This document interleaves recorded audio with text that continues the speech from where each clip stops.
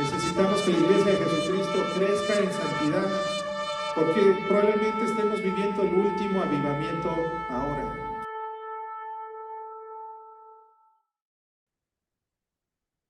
Esta noche vamos a estar estudiando las 70 semanas de Daniel, que vienen en el capítulo 9 del libro de Daniel, versos del 24 al 27.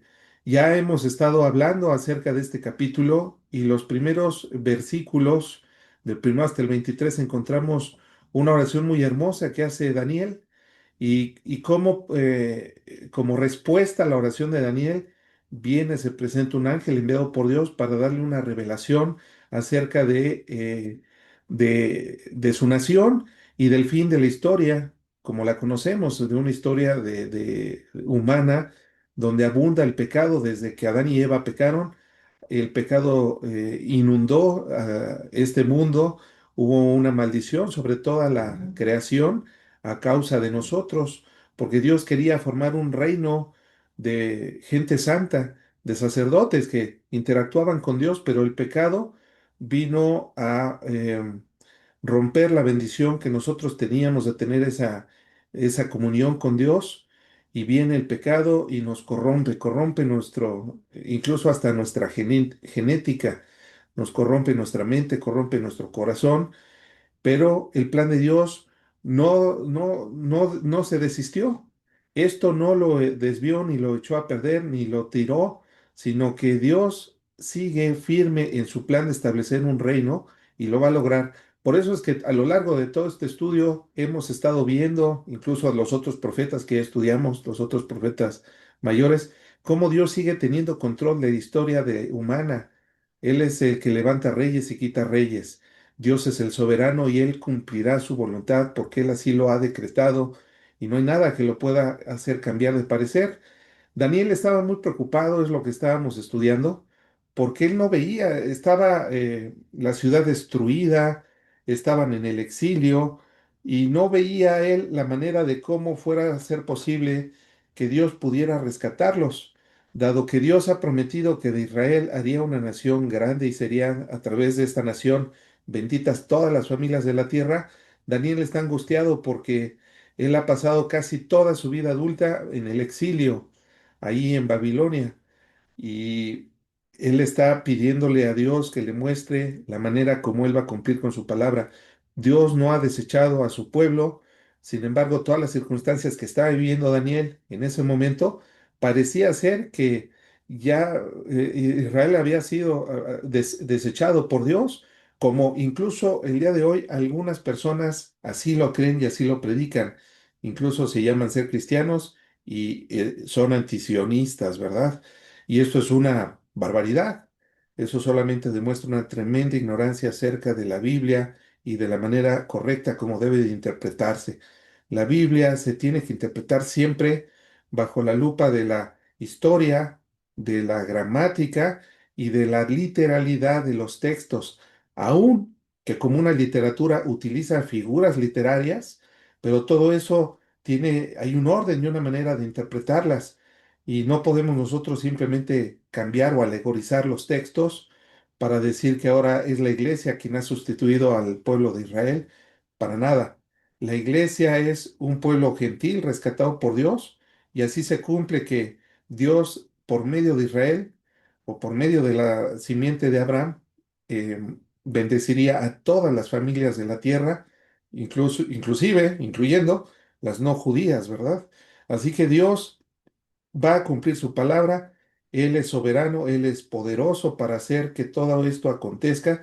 Y vamos a estudiar entonces estos versículos, que son los más estudiados y los más hermosos de toda la escritura, de toda la escatología, que nos hablan acerca del poder de Dios, que cumplirá y cumple y ha cumplido fielmente su palabra desde el inicio y lo hará hasta el fin de los tiempos.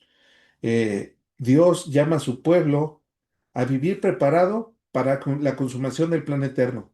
¿Cuánto más nosotros, amados hermanos, que estamos viviendo tiempos muy complicados, inclusive en las iglesias, donde al parecer ya no hay amor, ¿verdad? Ya no hay cuidado, solamente se interesan muchas iglesias por tener un auditorio grande, pero poco les interesa realmente el cuidado de las ovejas, el pastoreo de las ovejas, y eso no es así. Porque el amor se está enfriando en todo el mundo y se cumplen las palabras de la profecía que Dios estableció. ¿Qué nos enseña esta profecía de las 70 semanas de Daniel acerca del plan de Dios y de nuestra responsabilidad delante de Él? Bueno, este pasaje al menos nos enseña cuatro grandes verdades acerca del plan profético de Dios. La primera que vamos a estudiar es que Dios ha revelado su plan soberano en la historia. Dice así, voy a poner el texto. Bueno, antes de poner el texto, voy a poner la presentación, aprovechando que ahora sí no tenemos problemas técnicos. Eh, Elaboré una presentación para ir ilustrando, ir haciendo un poquito más o menos toda esta enseñanza. Las 70 semanas de Daniel es el plan perfecto de Dios para la historia, nuestra historia, ¿va? Como humanidad. Ya lo dije, este estudio nos vamos a centrar en el versículo 24 al 27 del capítulo 9 de Daniel. Como introducción, podemos decir que Dios ha establecido un plan soberano, 70 semanas. 70 semanas ha sido una manifestación clara del control soberano de Dios sobre la historia, demostrando que cada evento está bajo su dirección divina y propósito. Cabe aclarar que son semanas de años. Son semanas de años, entonces 70 semanas de años y cada semana tiene 7 días, pues estamos hablando de 490 años. Esto es para que se cumpla la historia y la profecía como Dios la concibió y la reveló a Daniel. Después, durante estas 70 semanas o 490 años, va a venir el Mesías. Esta profecía anticipa la llegada de Jesús, quien cumplirá las promesas de redención que están reveladas a lo largo de todo el Antiguo Testamento para nuestra redención y nuestra salvación para la humanidad, bueno, para todos aquellos que creen en el Evangelio de Jesucristo, y marca un hito en la historia de la salvación. Un hito es un periodo de tiempo, ¿verdad? Establecido, marcado, que tiene una fecha, que se cumple en tiempo y en forma. Esto es un hito en la historia de la salvación. El juicio futuro. Dios ha establecido que dentro de estos 490 años o 70 semanas vendrá un juicio sobre todos aquellos que han rechazado a Dios por medio de haber rechazado el Evangelio de Jesucristo. Cualquiera que rechaza a Cristo o el Evangelio de Jesucristo rechaza la sangre derramada preciosa de nuestro Señor Jesucristo y no tiene otra sino una horrenda expectativa de juicio y de hervor de fuego, como lo establece el autor del libro de Hebreos. Es rechazar el Evangelio, es rechazar la salvación que Dios ha provisto por medio de nuestro Señor Jesucristo. El arrepentimiento va acompañado de o la salvación and- eh, va acompañada de un arrepentimiento profundo. Y para arrepentirnos tenemos que estar conscientes de nuestra necesidad de la justicia de Dios, porque no podemos con lo nuestro. Eso requiere de humildad. También esta profecía establece el reino eterno de nuestro Señor Jesucristo. Eh, en este reino mesiánico, habrá paz y justicia perdurable y la presencia de Dios entre su pueblo para siempre. Así como Adán y Eva al principio gozaban de la presencia de Dios y tenían comunión con Él todos los días y todo el tiempo, así volveremos a estar nuevamente con nuestro gran Señor y Dios en su presencia para siempre. Esto nos emociona y esto es algo importante de conocer, amados hermanos, porque nuestra vida cristiana es dura. Como cristianos tenemos que limitarnos y tenemos que sufrir porque a causa del Evangelio de Jesucristo dejar pasar cosas deseables, apetecibles, incluyendo nuestros propios deseos egoístas y adoptar todo para la gloria de nuestro Señor. Todo esto debe de tener un propósito y debe ser un propósito mucho mayor. Y esto es, qué mejor recompensa que estar delante de la presencia de un Dios santo, amoroso, un Dios que es amor, y estar con Él para siempre. En mejor lugar no podríamos estar sino en el hueco de la mano de nuestro Creador. Y así no tener miedo ni a la vejez, ni a la muerte, ni a las enfermedades, porque estaremos al cuidado de del gran pastor, de nuestro Señor Jesucristo. Esto es a manera de introducción. Ahora, en estos versículos, Dios nos ha revelado su plan soberano que gobierna la historia humana. El primero es que Dios habló en medio de la crisis. Cuando Daniel se pone a orar y buscar la presencia de Dios, ya lo leímos, estaba en crisis la nación de Israel, estaba en crisis y el Mesías tendría que ser forzosamente descendiente judío del linaje de David, descendiente de Abraham, de Isaac y de Jacob. Así que había una crisis porque simplemente no había reino, estaban en el exilio. Israel estaba en cautiverio, Jerusalén, la ciudad santa, estaba en ruinas, el templo había sido saqueado, los instrumentos, todos los utensilios de oro y de plata, muy fino, de oro finísimo, ya estaban en Babilonia. ¿En dónde se iba a adorar? ¿Cómo podría venir el Mesías si mucho de la gente ya había sido también muerta a espada? Daniel estaba orando en medio de su aflicción, buscando una respuesta de Dios. Sin embargo, Dios le empieza a dar unas palabras y empieza el conteo profético que se establece con la orden de la reconstrucción de Jerusalén. Este es un momento clave en la historia, ya que es fundamental para entender los tiempos establecidos por Dios para su pueblo, pero nosotros, siendo no judíos, también nos da esperanza porque hay promesas para todos nosotros los que formamos parte de la iglesia de Jesucristo. Y y el conteo profético viene narrado en el libro de Nehemías. Nehemías capítulo 2, los primeros 8 versículos. Vamos a leerlos.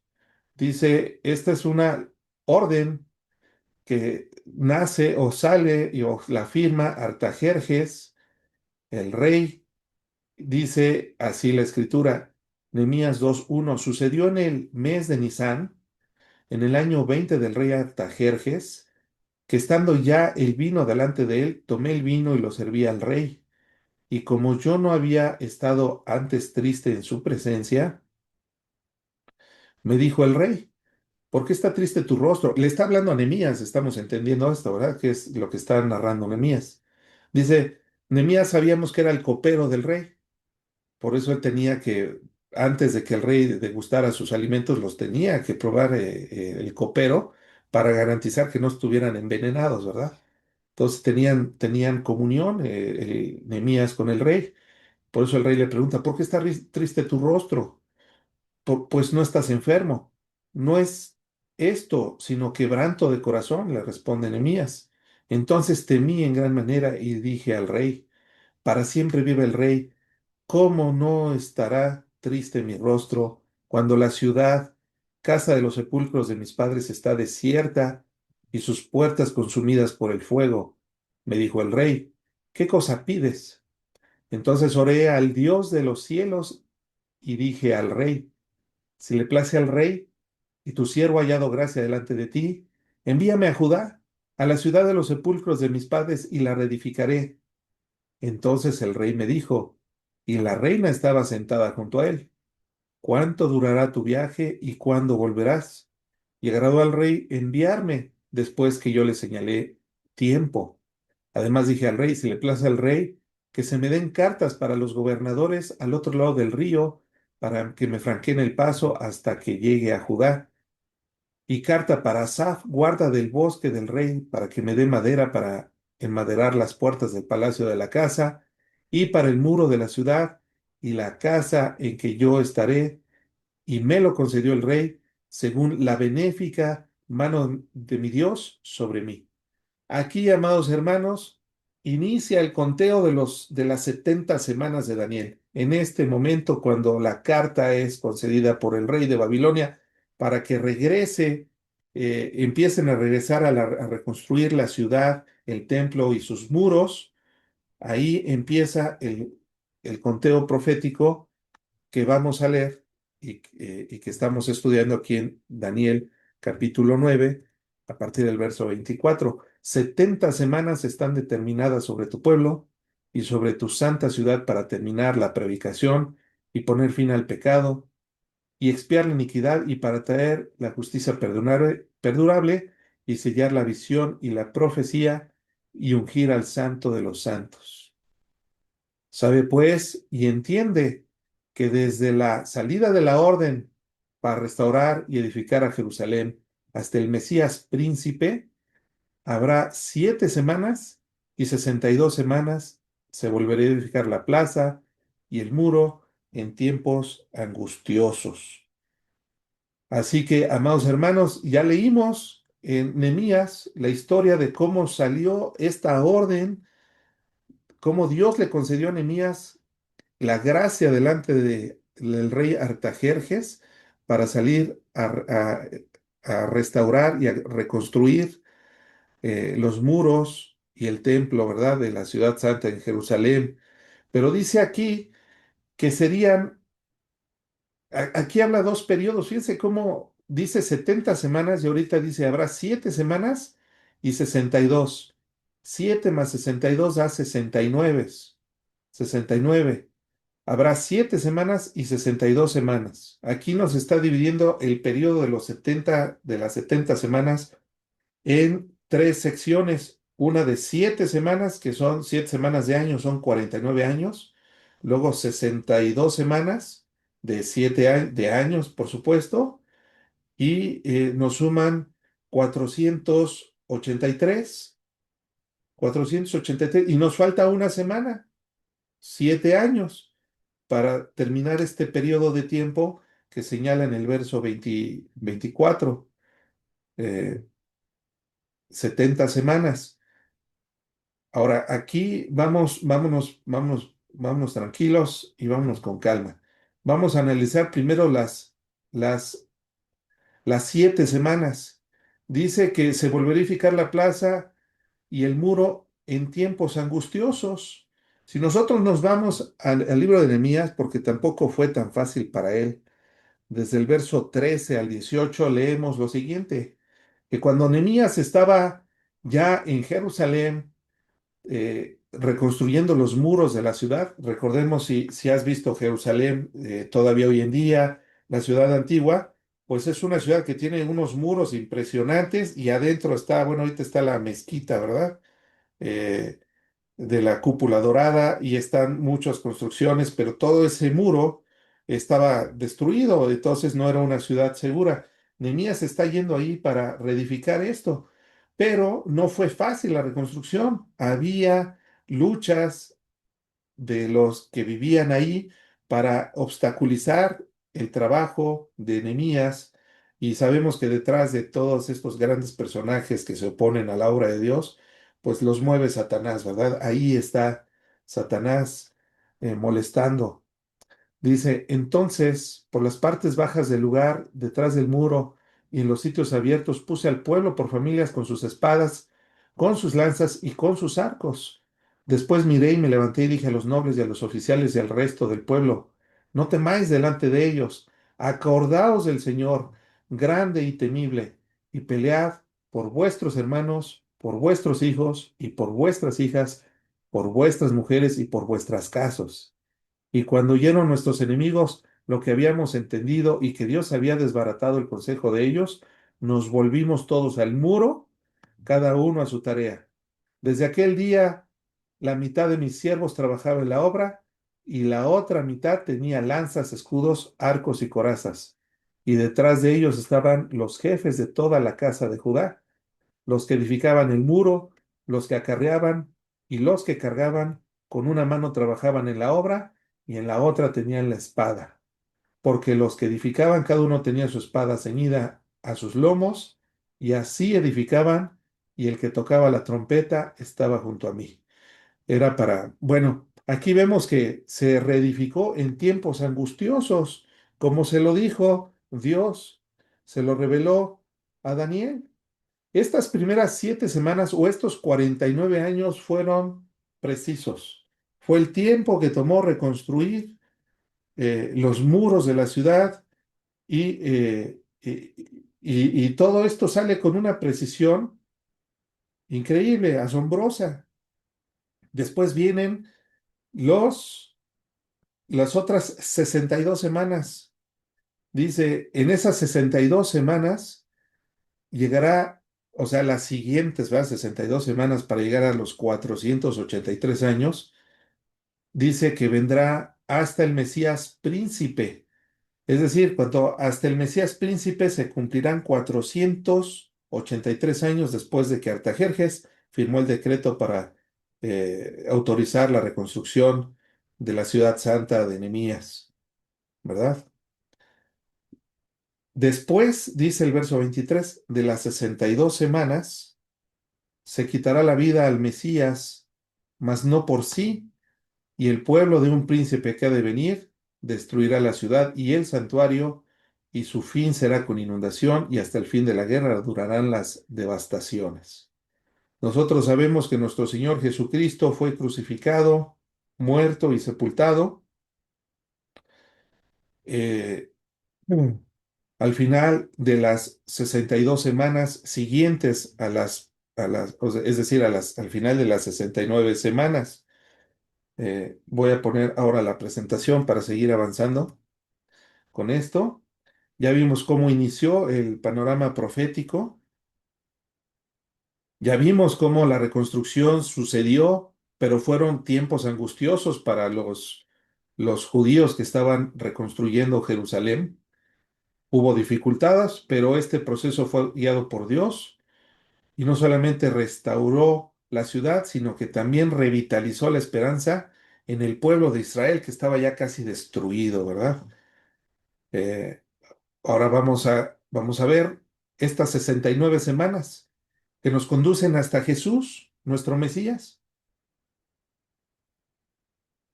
Estas 69 semanas, como se revela en Daniel 9, 25 y 26, son un marco temporal que que lleva a la llegada del Mesías. El cumplimiento se manifiesta en el tiempo preciso que Dios había establecido, revelando su soberanía y su perfecto plan de redención. A ver, amados hermanos, si han pasado 400 o si pasaron las 69 semanas en tiempo justo, preciso, para que nuestro Señor Jesucristo viniera por primera vez, debemos entender que la última semana acontecerá tal cual está profetizado. A Daniel le dijeron, hay 70 semanas. Daniel no había vivido ninguna de las 70 semanas, pero ahora nosotros ya vivimos 69 semanas. La historia lo respalda. Así que nada más nos queda una semana, amados hermanos. ¿Por qué no se ha de cumplir al pie de la letra, con calendario en mano, como lo estableció aquí en Daniel? Por supuesto que Dios lo va a hacer. Ya vimos su soberanía. Cristo vino en el tiempo señalado por las profecías, por todas las profecías, no solamente la de Daniel. Ya vimos profecías de los Salmos, en Isaías, en Ezequiel, en Jeremías, en Zacarías, ¿verdad? Tantos profetas que hablaron de la venida de nuestro Señor Jesucristo, su ministerio, muerte y resurrección, son testigos del cumplimiento de de las promesas divinas. El Mesías fue quitado, sabemos que a Cristo no lo mataron, él entregó su vida por amor a ti, por amor a mí. Y esto fue para salvarnos. Dios, Jesús, amó más a su iglesia que a su propia vida. Él se entregó, por eso en Efesios 5, ¿verdad? Nos dice, maridos, amad a vuestras mujeres así como Cristo amó a la iglesia y se entregó a sí mismo por ella. Nosotros los varones damos nuestra vida, ¿verdad? Por nuestras esposas. Eh, Así, porque Cristo nos puso ejemplo. Por eso mi esposa y yo, voy a hacer aquí un comentario muy breve. Cuando damos alguna consejería matrimonial, pues les decimos, tienen que poner al otro por encima, como prioridad por encima de sus propios egoísmos, ¿verdad? De sus propios gustos egoístas. ¿Por qué? Porque Cristo lo fue así. Si Cristo hubiera amado más, si se hubiera puesto a él primero antes que a su iglesia, pues él no hubiera muerto en esa cruz, no hubiera dado su vida, ¿verdad? Pero él amó más a su iglesia que a su propia vida y fue obediente a su Padre también, ¿verdad? Él amó más al Padre, que la voluntad del Padre era que Cristo muriera por su iglesia. Así que el amor de Dios, el amor de Cristo es algo digno de ser imitado. El Mesías fue quitado, como lo dice el verso 26, pero no solamente fue quitado, sino que detrás de esta muerte, Él cargó nuestros pecados en sí mismo y ya una vez habiendo absorbido nuestros pecados como una esponja, entonces viene su muerte porque la paga del pecado ante la justicia divina que es sumamente elevada es la muerte. Cristo tuvo que morir para pagar las culpas de todos los que creen en Él, en el, en Él, en el Evangelio, en su Evangelio. Así que Cristo absorbe las culpas, muere, pero no solamente muere, sino que resucita, porque esa era la voluntad del Padre, que Cristo pusiera su vida, pero también que la volviera a tomar. Así que esto nos ofrece a todos nosotros pecadores, personas de veras que somos de lo peor, ahora nos da una nueva esperanza, una nueva alianza, un nuevo pacto hecho no con un cordero, un macho cabrío, como lo hacía Israel en los tiempos de Daniel, y de todo el Antiguo Testamento, sino un sacrificio único, perfecto, porque Jesucristo es el Cordero que quita el pecado del mundo. Esta sangre de Jesucristo es ahora el nuevo pacto en el cual tú y yo vivimos. Pero todo el Antiguo Testamento, por supuesto que es relevante, es parte de la palabra de Dios y es para nuestra enseñanza, para nuestro aprendizaje, aunque ahora, gracias a Dios, que vivimos bajo la gracia, ¿verdad? La destrucción de Jerusalén y del templo también fue profetizada en esta misma profecía. Dice, y esto ocurrió como un juicio cuando los judíos rechazan a Jesucristo como su Mesías. Y por eso Jesucristo, ¿verdad? En la pasión, cuando Él va cargando su cruz, según nos narra el evangelista Lucas, hay unas mujeres que están llorando, se llaman plañideras. Estas mujeres eran contratadas para hacer un gran alboroto y un gran escándalo en funerales, ¿verdad? Y en situaciones tristes. Entre más escándalo, entre más gritos, entre más lamentos, pues era un personaje más importante y más amado. Así que Jesucristo les dice ahí en medio de su pasión, camino al Gólgota, no lloren por mí, mujeres, lloren por ustedes y por sus hijos. Y no era despecho de nuestro Señor Jesucristo, sino que les estaba profetizando que vendría la destrucción porque lo rechazaron, porque lo estaban crucificando. Y llevan ahorita más de 2000 años pasándola mal los judíos. En la diáspora, fue hasta 1948 cuando regresan, empiezan a regresar a todas partes del mundo, a repoblar toda esa región que Dios le había dado a Abraham, a la tierra prometida. Y ahorita pues sigue el conflicto con Irán y ahí está Estados Unidos y es un desorden. Todavía no les ha caído el 20 que Jesucristo era su Mesías, pero Dios no los ha desechado porque Dios ha cumplido su palabra y la cumplirá. Y de eso se trata esta profecía. De Dios sigue tratando por su pueblo. En el año 70 después de la muerte después de Cristo, es decir, alrededor de unos 35 años después de su crucifixión y resurrección, eh, la ciudad fue destruida, el templo, y muchos judíos fueron asesinados y muchos huyeron a todos lados. Es la dispersión, la diáspora judía. Y desde entonces esa región quedó desolada, quedó deshabitada y no fue sino hasta 1948 cuando empiezan a regresar para formar la nación de Israel, la que tú y yo conocemos y conocemos su bandera. Así que todo esto es lo que veíamos profetizado con Cristo. La historia no avanza al azar, amados hermanos, sino todo tiene un cumplimiento profético. Dios cumplió exactamente y anunció lo que habría de acontecer con la primera venida de nuestro Señor Jesucristo, su primer advenimiento. Y también, por supuesto, entendemos que Dios cumplirá todo lo que ha dicho acerca de su regreso. Así que me voy a regresar a la Biblia para seguir analizando estos versículos. Dice así, antes de leer el 27, me voy a regresar al 25. Dice, sabe pues y entiende que desde la orden para restaurar y edificar Jerusalén hasta el Mesías príncipe habrá 7 semanas y 62 semanas. Ya lo explicamos. Después de estas 62 semanas, se quitará la vida al Mesías, no por sí, y el pueblo de un príncipe que ha de venir destruirá la ciudad y el santuario. Ya lo vimos, esto ya aconteció, ya no hay templo desde entonces. Eh, y su fin será con inundación hasta el fin de la guerra con devastaciones. Y por otra semana, aquí viene la última semana, ¿verdad? La última semana. Y por otra semana confirmará el pacto con muchos. A la mitad de la semana hará cesar el sacrificio y la ofrenda. Aquí habla de alguien, ¿verdad? Que va a hacer un pacto con muchos. La mayoría de los teólogos, de los escatólogos, coinciden que se está refiriendo al anticristo. A la mitad de la semana es precisamente 3 años y medio. A los 3 años y medio de los últimos 7 años de la historia de la humanidad como la conocemos, a la mitad de esta semana hará cesar el sacrificio y la ofrenda. Entendemos, amados hermanos, que para cuando Él haga cesar la ofrenda y el sacrificio, es porque ya hay un templo y ya se regresaron el sacrificio de animales judíos del Antiguo Testamento, ¿verdad? Entonces, pues aquí entendemos que para que se quite algo, pues primero se tiene que reiniciar. No nos dice aquí el texto cuándo se va a reiniciar, de qué manera, pero damos por hecho que así va a suceder.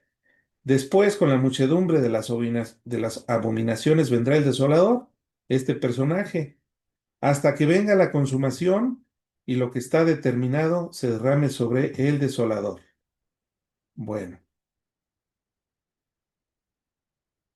en el verso 24 nos dice, 70 semanas están determinadas sobre tu pueblo, sobre tu santa ciudad, y nos habla de 6 cosas, 6 objetivos. Los podemos clasificar en dos grupos de tres. El primero dice terminar la prevaricación. Dice, para terminar la prevaricación, esto es aplacar el pecado en general sobre el mundo y también el pecado de Israel, que al día de hoy, no ha reconocido a Jesucristo como su Mesías y Salvador. Entonces, eh, terminar la prevaricación es terminar con el pecado en general y también terminar la tendencia apóstata de la nación de Israel. Ese es el primero. Después dice poner fin al pecado. Ahora yo les comentaba, los que estamos en Cristo ya somos santos. Y si nos llega a caer un rayo, un coche en la cabeza, una bala perdida, un infarto, lo que nos acontezca y este cuerpo en el cual habitamos muera, cese de existir, sabemos que nosotros somos santos por la fe en Jesucristo, por la obra de Cristo, y nuestro destino es ir, nuestra alma es ir a la presencia de Dios. ¿No les emociona eso?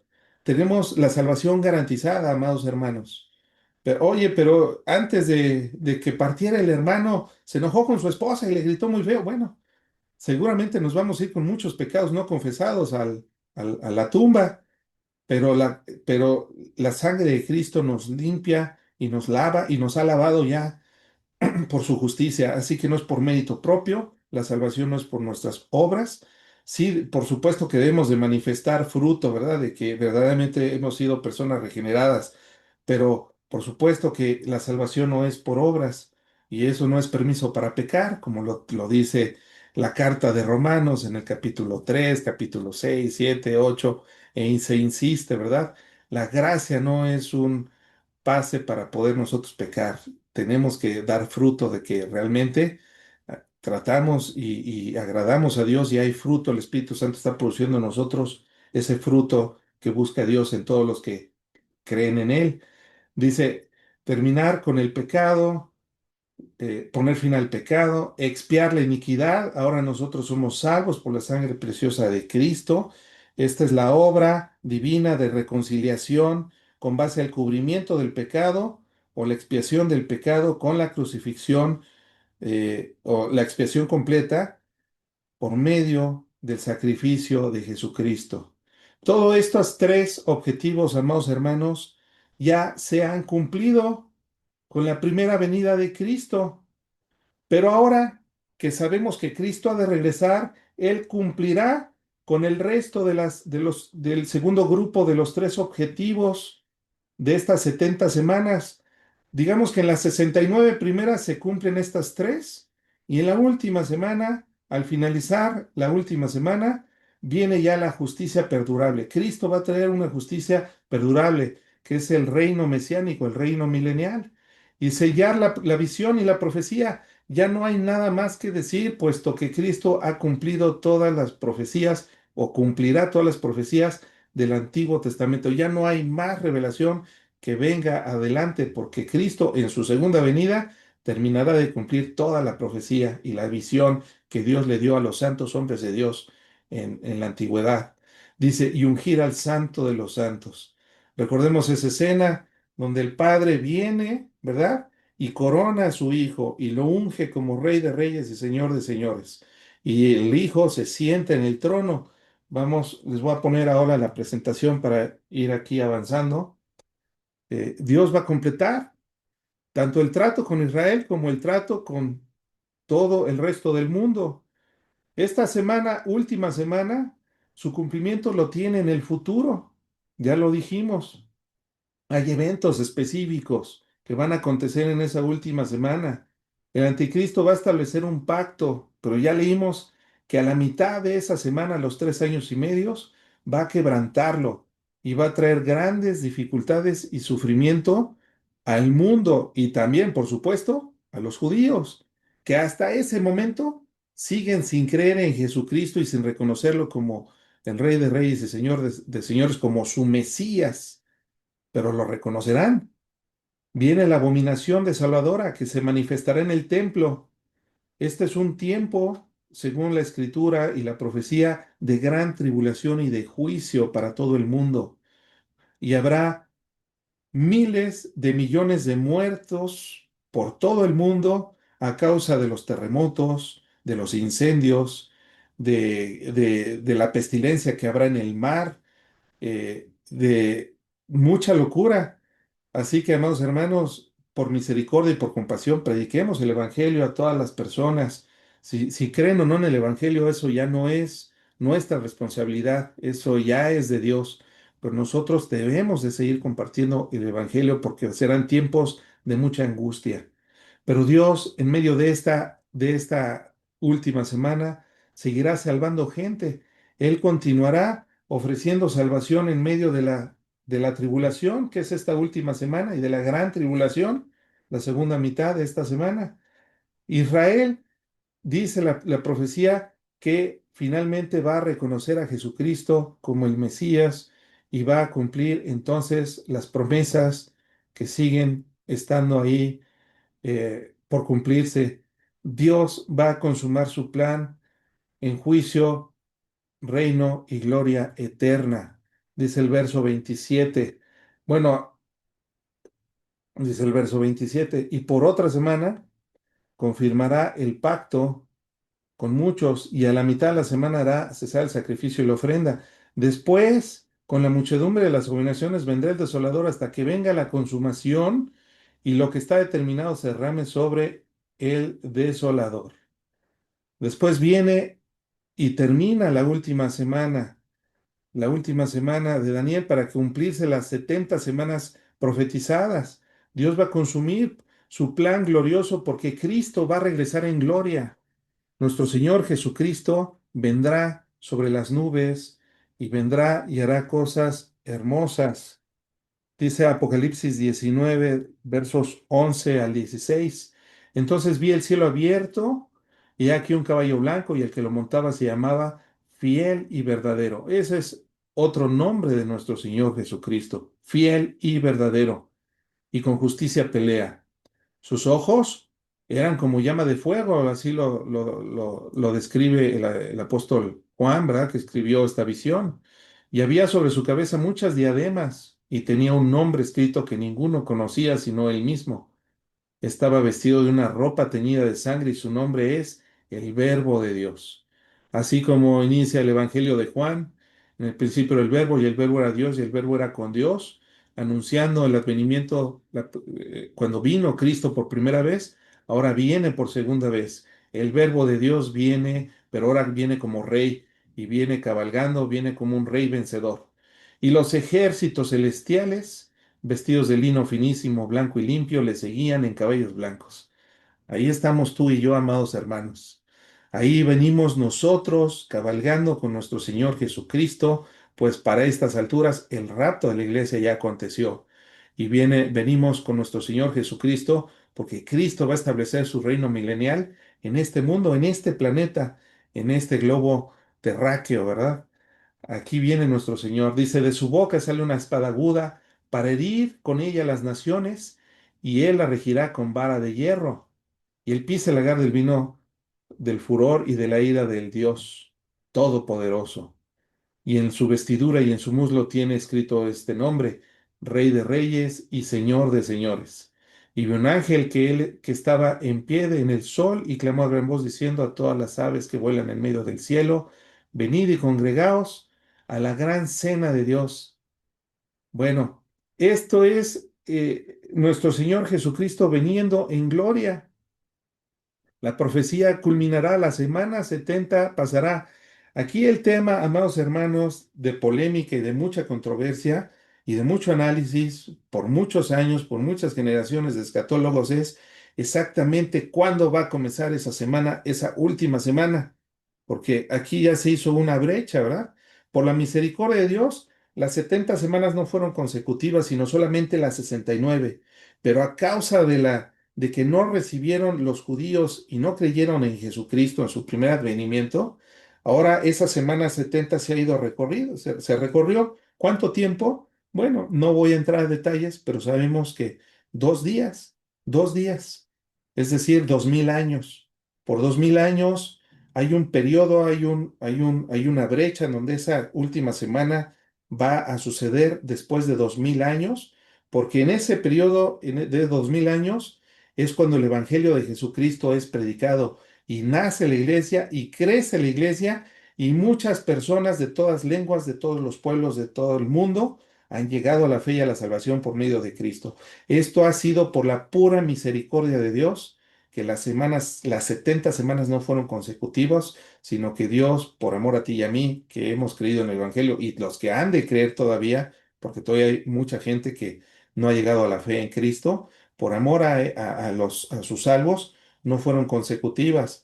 Pero la polémica es, ¿y cuándo va a acontecer esa última semana? Bueno, hay muchas otras más profecías que seguiremos estudiando, pero sabemos que al final Cristo va a derrotar al anticristo y a sus ejércitos. ¿Dónde lo dice? Bueno, aquí en Apocalipsis 19, me voy a ir al verso 20, ya para ir llegando al final de la historia, ¿verdad? De la profecía. Y la bestia fue apresada, es decir, el anticristo y el falso profeta, que había hecho delante de ella las señales con las cuales había engañado a los que recibieron la marca de la bestia, el 666, ¿verdad? Y habían adorado a su imagen. Estos dos, el anticristo y el falso y su falso profeta, fueron lanzados vivos, es decir, con todo y su cuerpo, ¿verdad? Su cuerpo físico, fueron lanzados vivos dentro de un lago de fuego que arde con azufre. Y los demás fueron muertos con la espada que salía de la boca del que montaba el caballo, es decir, de Jesús, y todas las aves se saciaron de las carnes de ellos. Así que nuestro Señor Jesucristo va a derrotar al anticristo y va a terminar con él, o va a va a estrenar el lago de fuego el anticristo y el falso profeta, los primeros dos seres humanos que van a inaugurar el castigo eterno reservado para Satanás y sus ángeles. Este lugar no fue hecho para seres humanos o para almas humanas, pero a causa del pecado, pues también van para allá. Jesucristo va a establecer un reino milenial, eh, va a establecer su reino Jesucristo. Los que están estudiando conmigo el Evangelio de Marcos, y bueno, que también ya estudiamos Mateo, Jesucristo predicaba así. Su ministerio principal, la predicación, le decía: arrepentíos porque el reino de los cielos se ha acercado. Bueno, para estas alturas del partido, el reino ya ha llegado y ya es una realidad en el mundo. Este tiempo será un tiempo de paz y de justicia. Satanás será atado y se cumplirán todas las profecías mesiánicas. Dice Apocalipsis 21. Vi un ángel que descendía del cielo con la llave del abismo y una gran cadena en la mano, y prendió al dragón, la serpiente antigua, la serpiente que engañó a Eva. Esa serpiente antiquísima fue prendida, ¿verdad? Por un ángel, que es nada más y nada menos que el diablo y Satanás. Y lo ató por 1000 años, y lo arrojó al abismo y lo encerró, lo metieron a la cárcel, prisión preventiva, sin derecho a fianza, y puso su sello sobre él para que no engañase más a las naciones hasta que fuese cumplido los 1000 años. Y después de esto debe ser desatado por un poco de tiempo. Es decir, el reino de Cristo va a durar 1000 años, bueno, va a ser eterno, pero este reino de Cristo se divide en dos partes. Primero, un reinado por 1000 años, donde todavía hay pecado. Por eso Cristo va a regir a las naciones con vara de hierro. A causa del pecado va a haber algo de pecado todavía. Y después, y Satanás no va a estar fuera de combate, sino simplemente va a estar atado, pero será desatado. Y dice que después de esto, después de este reino milenial, vendrá entonces el juicio final, un juicio final donde Cristo va a juzgar al diablo, a Satanás, ¿verdad? A sus ángeles, que son todos los demonios que nos estuvieron engañando y atormentando a toda la humanidad durante toda nuestra existencia como raza humana, y a todos los que no quisieron creer en Él, y viene un periodo de juicio.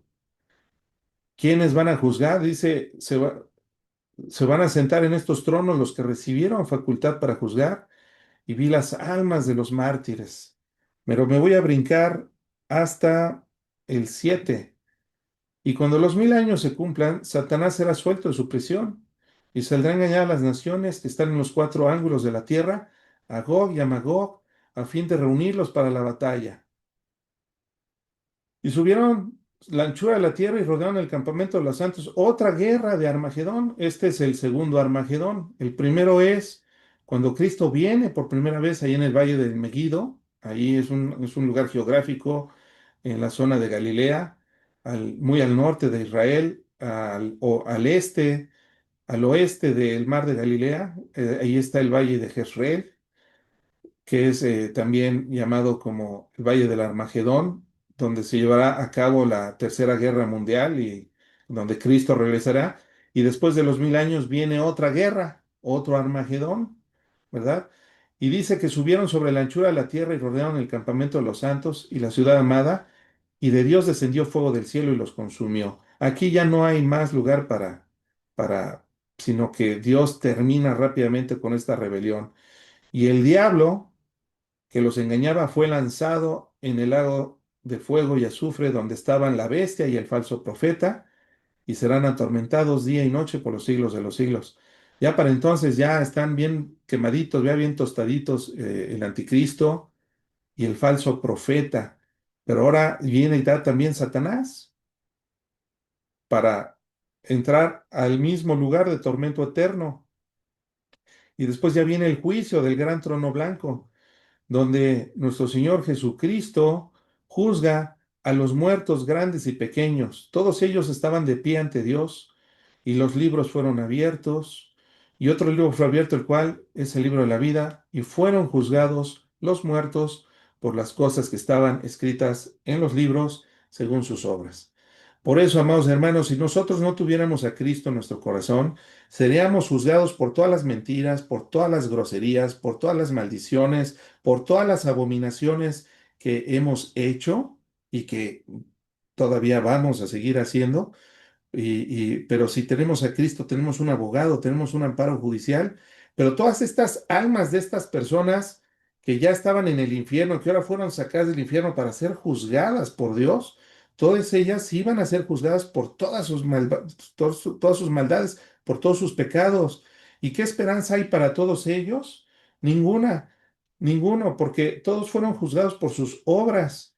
Y entonces dice, y la muerte, y todos fueron lanzados al lago de fuego donde ya estaba Satanás, sus demonios, el falso profeta y el anticristo, y todos los demonios, y ahora todas las almas humanas de todas las personas que no quisieron creer en Cristo.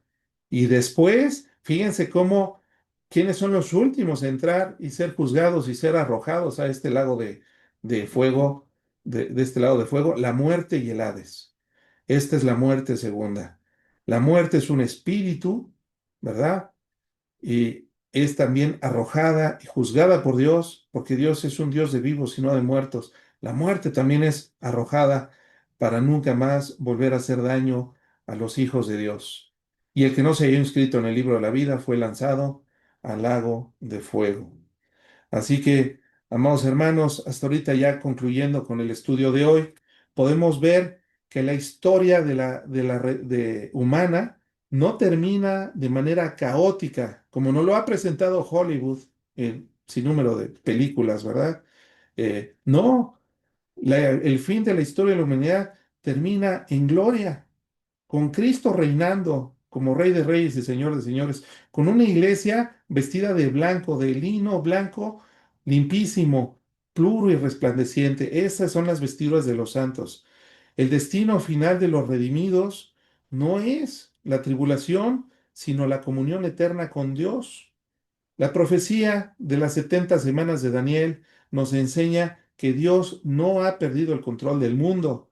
Él dirige la historia y cumple su palabra con exactitud y llevará todas las cosas hasta la consumación final, tal cual Él la ha profetizado por medio de sus profetas. Desde la restauración de Jerusalén hasta la venida del Mesías, hasta la tribulación futura, hasta el reino glorioso de Cristo, todo está bajo el control soberano de nuestro Señor. Por eso, esta profecía no solamente debe despertar en ti y en mí nuestra curiosidad, sino también debe de despertar un avivamiento por ser obedientes a Dios. Por eso es que Dios puso en mi corazón que este canal donde subo todos estos estudios se llame así, el último avivamiento ahora, porque estoy seguro que somos de esa última generación y ese último avivamiento para prepararnos para recibir a nuestro Señor que viene por segunda vez por una iglesia gloriosa, pura y sin mancha, una iglesia santa. Así que la profecía es para no solamente para informarnos acerca del futuro, sino para invitarnos a vivir una vida santa, una vida fiel y una vida con esperanza, aún en medio de los problemas, en medio de las enfermedades que cada uno de nosotros estemos atravesando. Si Cristo ya cumplió con lo prometido en su primera venida, estemos seguros que Él cumplirá también con lo que vendrá adelante, más adelante. Vivir en santidad, permanecer firmes en la fe también es algo importantísimo. Estamos sufriendo, todos estamos sufriendo de una u otra manera, pero estamos firmes en la fe, con esa paz que sobrepasa todo entendimiento, esa paz sobrenatural. Eh, y nuestra labor también es predicar el Evangelio. Predicarlo no es agarrar a bibliazos a las personas para que crean, porque tenemos una esperanza que Cristo viene pronto por establecer su reino, viene por su iglesia y viene a establecer su reino. Cada día que Dios nos conceda vivir, amados hermanos, vivámoslo con propósito y con expectativa. Esta esperanza transforma nuestra vida y nos transmite paz. Así que eh, me da mucho gusto saber que ya todos ustedes están en Cristo, pero si hay alguien que todavía no está en Cristo, ya sea que lo esté viendo en una grabación o que te hayan invitado, pues yo te animo a que confíes en Cristo, en que Cristo ya pagó por todos los pecados de todos aquellos que llegan a creer en Él y que si llegas a creer en Él, Cristo es fiel y justo para perdonarte y no solamente perdonarte, sino que Dios ha prometido que te va a dar de su Espíritu Santo para que venga a morar dentro de ti y ser ahora no tu conciencia, sino el Espíritu Santo el que te diga cómo debes vivir de aquí en adelante. Cerremos este estudio con una oración y, eh, y entreguemos esto a nuestro Señor. Señor Jesús, te damos gracias, Padre, por tu palabra, por la esperanza que nos das de conocer no con detalle, pero sí en términos generales, cómo será el desenlace del fin de la historia humana como la conocemos. Sabemos que este mundo será repoblado por gente, Señor, que te verá, que vivirán en paz, con tranquilidad, donde ya la maldición de la naturaleza será quitada, donde habrá abundancia de comida, donde habrá paz, donde habrá tranquilidad, donde los animales ya no serán quitadas su ferocidad, y igual las plantas, y todo regresará como al principio en el huerto del Edén. Padre Santo, bendice a todas las personas que están escuchando este estudio y redarbúyela, Señor, si hay alguien que todavía no ha entregado su vida a Cristo o no ha dado fruto, el fruto que manifiesta la presencia del Espíritu Santo en sus vidas, yo te pido, Señor, que les concedas el arrepentimiento genuino y la fe en el Evangelio de Jesucristo, que te reconozcan como Señor y Salvador, que te entreguen su vida, que confíen en ti para hacer un cambio radical. Padre Santo, abrázanos a todos, Señor, somos tu pueblo. Gracias por esta salvación tan grande y por estas promesas tan hermosas. En tu nombre, Jesús, oramos y te damos gracias. Amén. Suscríbete al canal, sigue creciendo en la fe por medio del conocimiento de la verdad y para la gloria de Dios.